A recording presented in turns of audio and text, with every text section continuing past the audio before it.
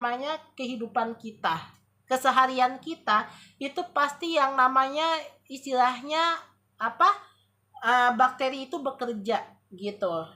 Jadi kita tuh sehari-hari itu yang namanya kan kita tidak terlepas dari makan, minum, istirahat, olahraga, bekerja, ngangkat beban berat, ya, membenarkan mesin pesawat, helikopter, ngisi bensin pesawat, mendorong mobil, truk, tronton ketika dia lagi sedang mogok, ya, seperti itu.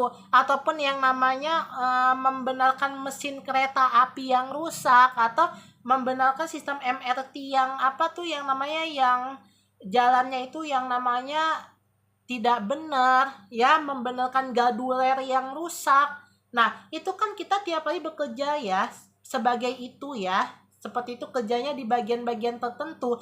Nah, ketika yang namanya tubuh udah mulai yang namanya udah mulai lelah ya, ataupun kadar sistem adiposit di tubuh kita udah mulai menurun, seperti itu ya. Nah, itu yang namanya bakteri mulai bekerja di situ.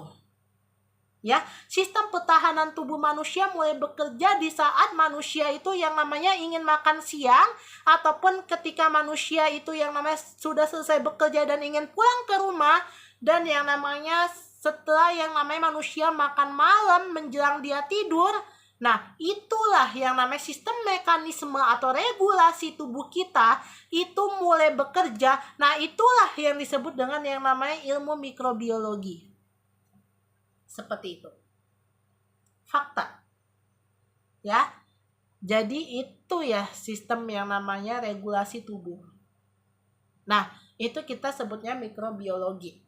Jadi mikrobiologi itu yang namanya untuk mengatur sistem tubuh kita, ya, ataupun yang namanya perjalanan yang namanya bakteri di tubuh, gitu ya.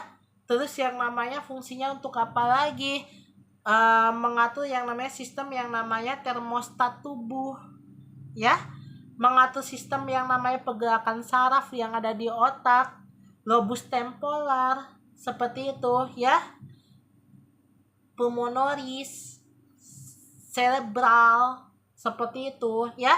Ada lagi sistem peptide glikan ya, terus yang namanya ada sistem ligan gitu. Terus yang namanya ada sistem apa lagi? Ada yang namanya fimbria gitu ya. Ada lagi yang namanya sistem apa lagi yang namanya